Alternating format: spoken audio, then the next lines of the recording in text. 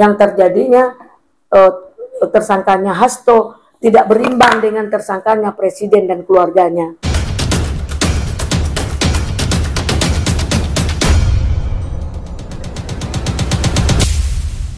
Terkait 100 hari pemerintahan Prabowo Gibran, Kejaksaan dan Kepolisian nampaknya berusaha mengembalikan kepercayaan masyarakat terhadap penegak hukum dan penegakan hukum dengan momentum penertiban aparatur negara dan aparat hukum, khususnya pelaku korupsi. Di sisi lain, menurut praktisi hukum Eli Danetti, Presiden Prabowo merupakan sosok yang tegas. Dia bahkan yakin bahwa Prabowo bersama Wakil Presiden Gibran berusaha memproyeksikan pemerintahan yang siap membawa Indonesia keluar dari permasalahan kronis seperti penegakan hukum.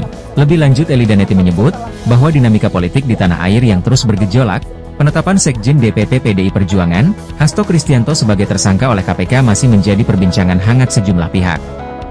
Sebab kasus tersebut ada yang menyebut politisasi, ada pula yang menegaskan murni proses hukum. Maka dalam hal ini, Eli Danetti mengatakan bahwa setiap kasus hukum yang terjadi pada elit partai menimbulkan dua distingsi, yakni dugaan adanya politisasi dan murni proses hukum. Kepada Cek Kabar Online, Eli Danetti memberikan pandangannya terkait penegakan hukum di 100 hari pemerintahan Prabowo Gibran. Ya, saya melihat alhamdulillah hari ini belum 100 hari, gebrakan Prabowo luar biasa yang kita rasakan. Apakah akan terjadi sampai 100 hari atau setelah 100 hari dia akan diam atau akan seperti biasanya? Allah-Alam yang tahu, kita nggak tahu ya. Yang penting apakah 6 bulan, apakah triwulan atau 1 semester, seperti apa nanti gebrakan dari Prabowo. Kalau saat ini saya melihat bahwa Pak Prabowo telat untuk menjadi presiden. Kenapa? Seharusnya 10 tahun atau 15 tahun yang lalu mungkin rakyat Indonesia sudah sejahtera, tidak ada omnibus law, tidak ada hal-hal yang diskreditkan masyarakat ya, yang sehingga masyarakat saat ini dengan 79 tahun merdeka banyak juga hidup yang susah, banyak juga yang di bawah rata-rata, bahkan banyak yang masih banyak yang kelaparan. Nah, dalam hal ini kita sama-sama melihat kinerja Pak Prabowo yang berjuang, gigihnya berjuang. Telah terjadi pembongkaran judi online, narkoba, terus ada lagi peristiwa yang disampaikannya seperti koruptor gitu. Nah, namun ini kan hal-hal yang sangat mengembirakan masyarakat atau sangat mengembirakan rakyat ya. Nah, dalam hal ini kita meminta kepada Pak Prabowo tolong konsisten. Nah, masyarakat jadinya ketakutan dengan statement yang barusan. Apa itu statement yang barusan? Yaitu PPN naik 12%. Oke?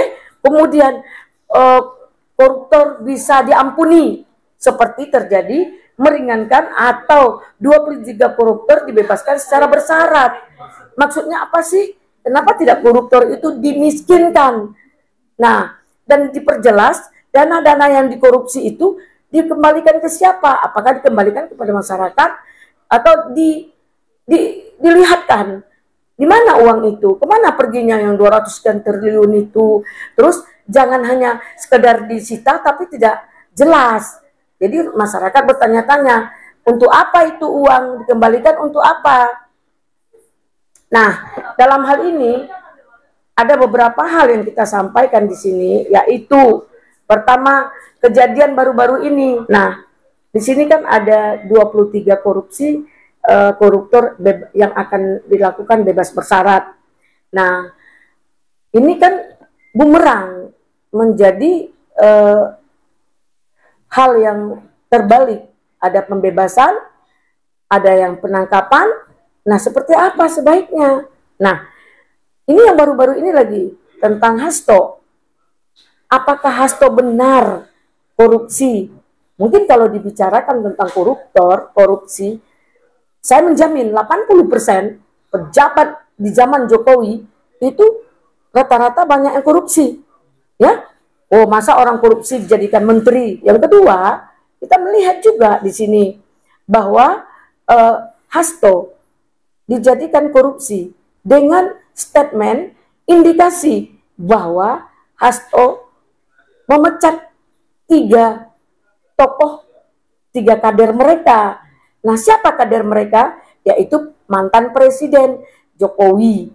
Nah, mantan Presiden Jokowi ini terlibat di dalam KPK, yaitu anak-anak menantunya. Itu udah berapa kali gugatan yang mental. Nah, dalam hal ini kok Asto ditersangkakan, kok Jokowi seperti apa? Nah, kita mengharapkan di sini, ini dugaan terlibatnya mantan Presiden Jokowi dan anak dan menantunya, apakah akan diusut juga? Ya, apakah akan diusut tuntas? Nah, ini ya harus kita ada keseimbangan, ada kesetaraan di dalam penegakan hukum. Dalam penegakan hukum ini Ya. proses kan sudah berjalan. Apalagi Asto ini sudah jadi tersangka. Namun dari pihak polisi atau dari pihak partai PDI juga bilang bahwa dia tetap sebagai anggota PDI. Nah, sebagai pengamat hukum sendiri melihatnya itu gimana tuh? Ya, saya mungkin ya, kalau saya menilai tentang PDI ini orang partai yang kompak dan tahu dia dengan aturan partainya, bagaimana dia membela kadernya. Sebenarnya dengan dipecatnya Pak Jokowi kan setelah lengser. Kalau sebelum itu dia pecat, mungkin Gibran tidak bakalan jadi wakil presiden. Akan ada polemik yang sangat tinggi. Ini juga harus apresiasi terhadap kader, terhadap pimpinan PDI. Saya memikirkan seperti itu. Kalau partai lain mungkin sudah lama dipecat ini. Kemudian dalam hal ini kita sama-sama tahu juga bahwa bagaimana kinerja Pak Jokowi terhadap partainya sendiri.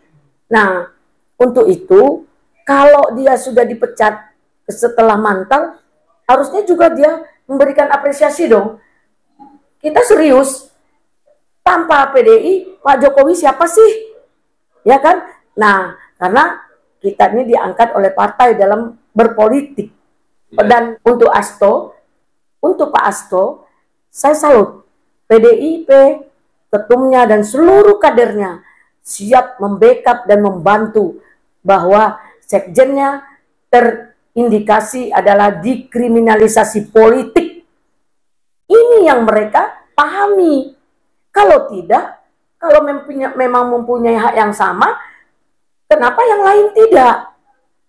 Nah, itu. Proses kan sudah berjalan, ya kan? Ada money politik dalam kasus yang tersangka. Money politik? Bukan politik lah. Politik gitu.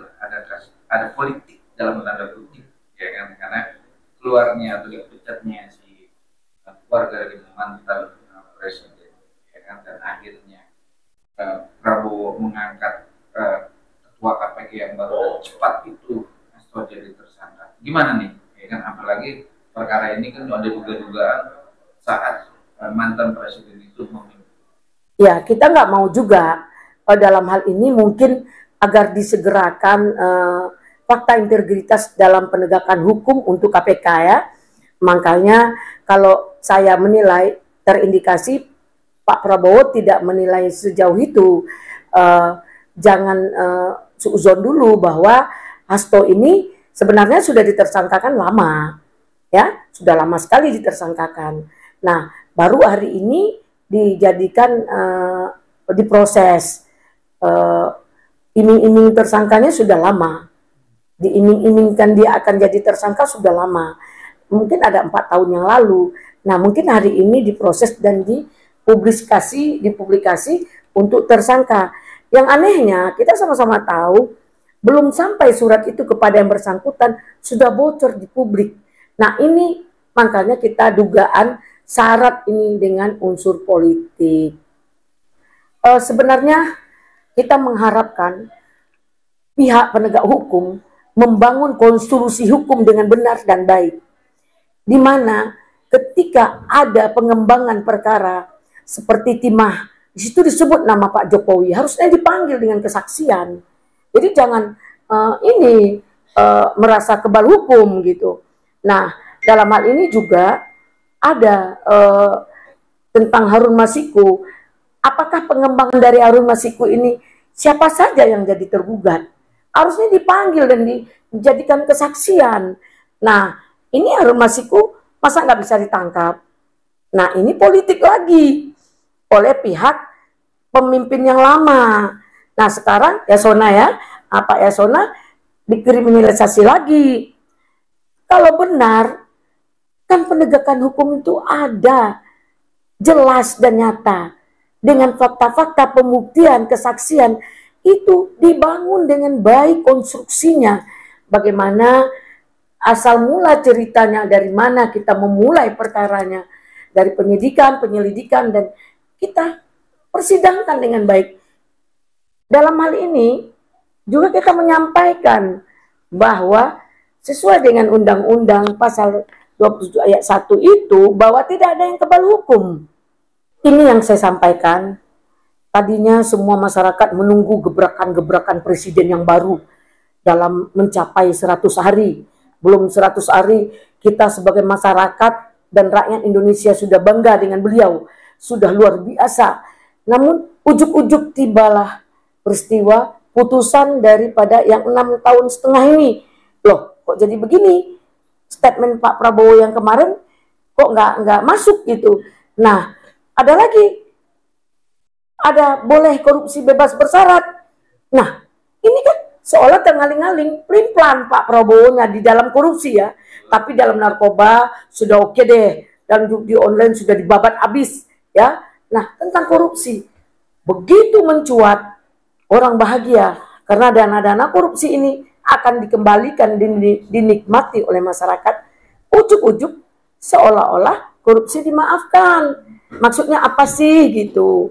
Nah, dalam hal ini kok indikasi korupsi akan dibebas bersyaratkan.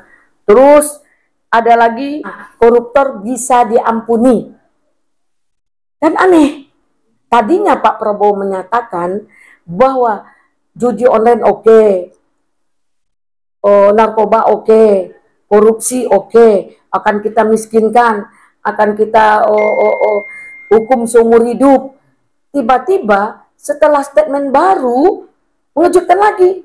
Pertama, PPN 12%, kemudian korupsi bisa diampuni, terus 23 korupsi boleh bebas bersyarat.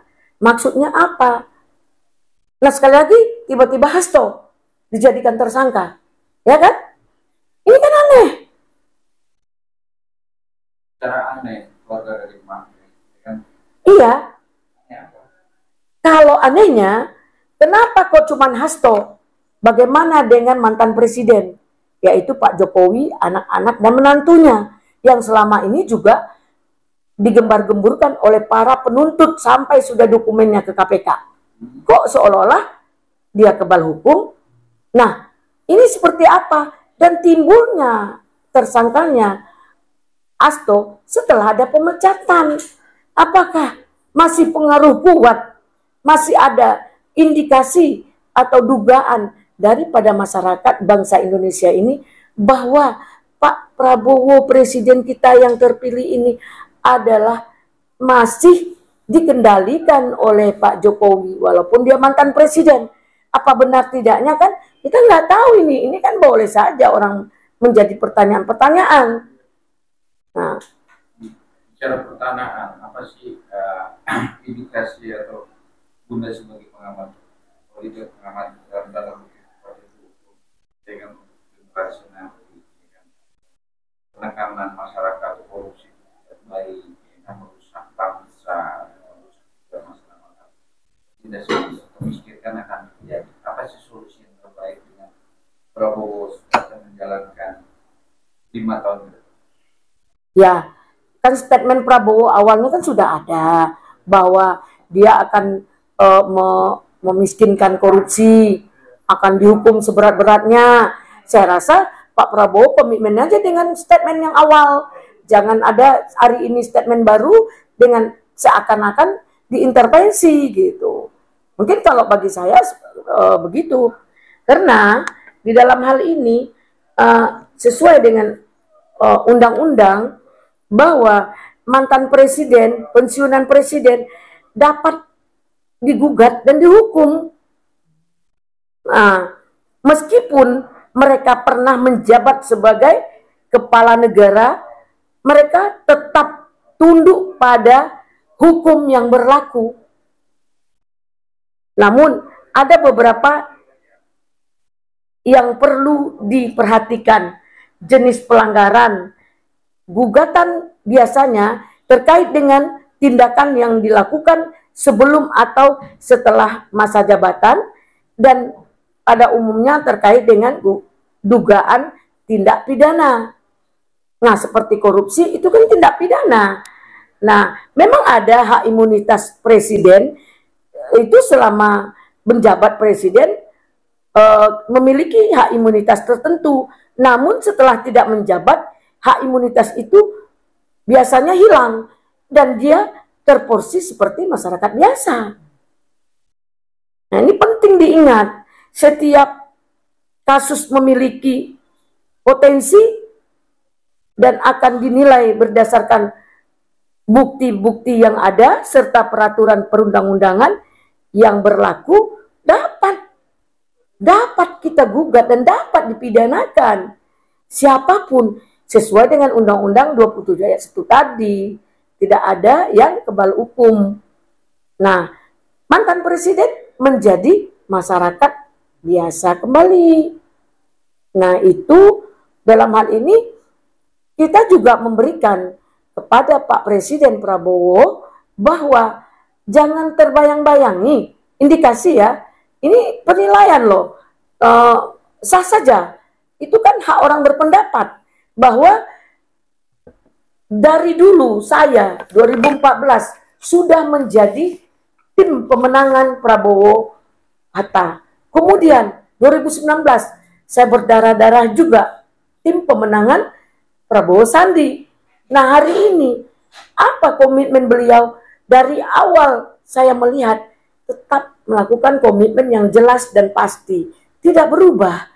Nah, namun beberapa hari yang lalu terkontaminasi menjadi bumerang dengan timbulnya PPN 12% tadi dan dengan statement yang terjadinya tersangkanya Hasto tidak berimbang dengan tersangkanya presiden dan keluarganya, mantan presiden dan keluarganya.